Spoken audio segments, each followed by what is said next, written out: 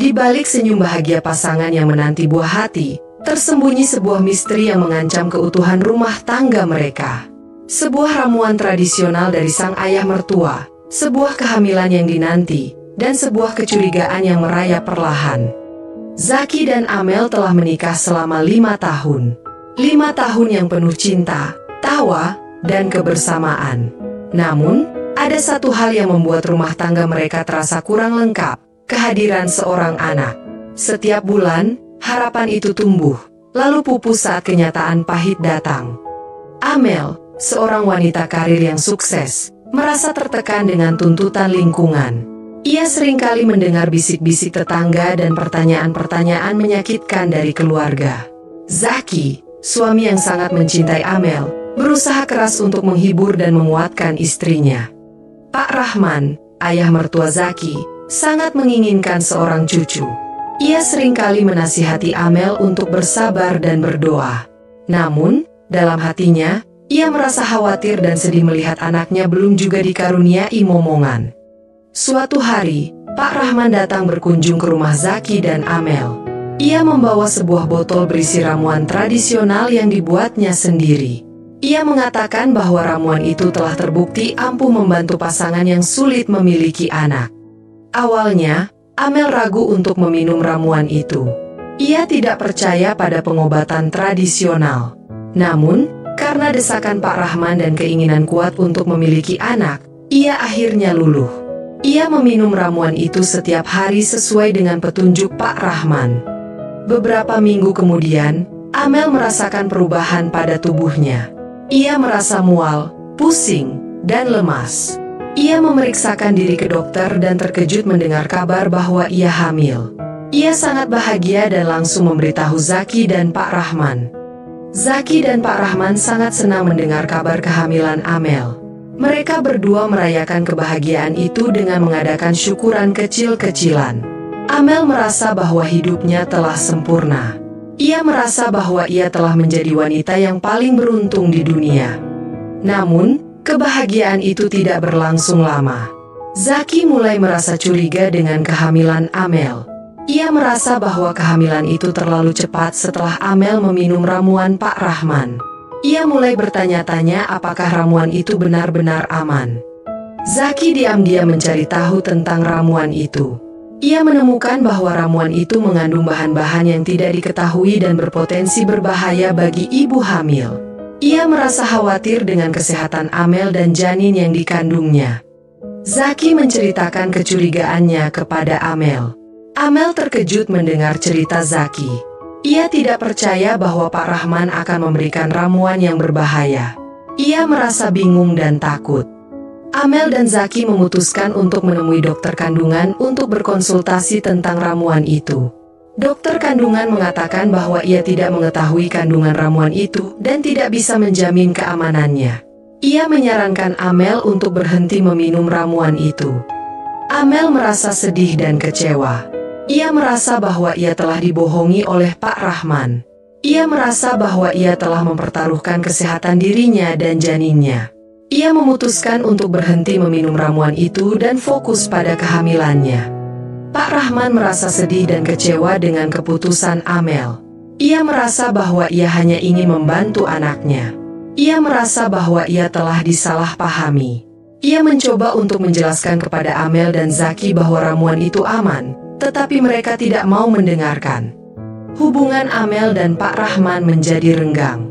Amel merasa bahwa ia tidak bisa mempercayai Pak Rahman lagi. Zaki merasa bahwa ia harus melindungi Amel dan janinnya dari pengaruh Pak Rahman. Kehamilan Amel terus berjalan. Ia berusaha untuk tetap tenang dan bahagia. Ia fokus pada kesehatan dirinya dan janinnya. Ia berharap bahwa ia bisa melahirkan bayi yang sehat dan kuat. Namun, kehamilan Amel tidak berjalan mulus.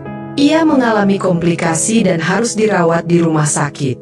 Zaki selalu berada di sisinya, memberikan dukungan dan cinta. Amel merasa bahwa Zaki adalah suami yang sangat mencintainya. Di tengah kesedihan dan kekhawatiran, Amel dan Zaki berusaha untuk tetap kuat. Mereka berdoa dan berharap agar semuanya baik-baik saja. Mereka berharap bahwa mereka bisa melewati masa-masa sulit ini bersama-sama. Amel melahirkan seorang bayi perempuan yang sehat. Ia merasa sangat bahagia dan bersyukur. Zaki juga merasa sangat bahagia dan bangga menjadi seorang ayah. Mereka berdua merasa bahwa kehadiran bayi perempuan itu adalah anugerah terindah dalam hidup mereka. Namun, kebahagiaan itu tidak berlangsung lama. Sebuah rahasia besar terungkap, mengancam keutuhan keluarga kecil mereka. Bayi perempuan itu diberi nama Aisyah, sebuah nama yang melambangkan harapan dan keindahan. Namun, kebahagiaan Zaki dan Amel tidak berlangsung lama. Kecurigaan Zaki terhadap ramuan Pak Rahman semakin kuat. Ia merasa ada sesuatu yang disembunyikan. Zaki memutuskan untuk melakukan tes DNA pada Aisyah. Hasil tes itu membuatnya terkejut. Aisyah bukanlah anak kandungnya. Zaki merasa dikhianati dan marah. Ia tidak mengerti bagaimana hal ini bisa terjadi. Zaki menceritakan hasil tes DNA kepada Amel. Amel terkejut dan bingung. Ia tidak tahu apa yang harus ia lakukan. Ia merasa bahwa ia telah menjadi korban dari sebuah konspirasi. Zaki dan Amel memutuskan untuk menemui Pak Rahman dan meminta penjelasan. Mereka ingin tahu kebenaran tentang ramuan itu dan tentang Aisyah. Pak Rahman awalnya enggan untuk berbicara, tetapi akhirnya ia mengaku. Ia mengatakan bahwa ia telah menambahkan sperma dari pria lain ke dalam ramuan itu. Pak Rahman menjelaskan bahwa ia melakukan itu karena ia sangat menginginkan seorang cucu. Ia merasa bahwa Zaki tidak mampu memberikan keturunan kepada Amel. Ia merasa bahwa ia telah melakukan yang terbaik untuk keluarga mereka. Amel merasa hancur mendengar pengakuan Pak Rahman.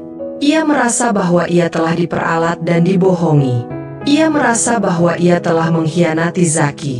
Ia menangis dan menyesali perbuatannya. Zaki merasa sangat marah dan kecewa pada Pak Rahman. Ia merasa bahwa Pak Rahman telah merusak rumah tangganya. Ia merasa bahwa ia tidak bisa memaafkan Pak Rahman. Ia memutuskan untuk pergi dari rumah dan mencari ketenangan. Amel merasa sangat sedih dan kesepian. Ia merasa bahwa ia telah kehilangan segalanya. Ia merasa bahwa ia tidak pantas untuk dicintai. Ia memutuskan untuk pergi dari rumah dan mencari jati dirinya. Amel pergi ke sebuah desa terpencil dan tinggal di sana. Ia bekerja sebagai sukarelawan di sebuah panti asuhan. Ia ingin membantu anak-anak yang membutuhkan. Ia ingin menebus kesalahannya dan menjadi orang yang lebih baik. Zaki pergi ke sebuah kota kecil dan tinggal di sana. Ia bekerja sebagai seorang penulis lepas. Ia ingin melupakan masa lalunya dan memulai hidup yang baru. Namun, ia tidak bisa melupakan Amel dan Aisyah. Ia merindukan mereka setiap hari. Suatu hari, Amel menerima surat dari Zaki. Zaki menulis bahwa ia ingin bertemu dengan Amel. Ia mengatakan bahwa ia telah memaafkan Amel dan ingin membangun kembali rumah tangga mereka. Amel merasa bahagia dan terharu membaca surat Zaki. Ia memutuskan untuk menemui Zaki. Mereka berdua bertemu di sebuah taman yang indah. Mereka berpelukan erat dan menangis bahagia. Zaki dan Amel memutuskan untuk kembali bersama. Mereka belajar untuk saling memaafkan dan menerima masa lalu mereka. Mereka berjanji untuk membangun rumah tangga yang lebih kuat dan bahagia.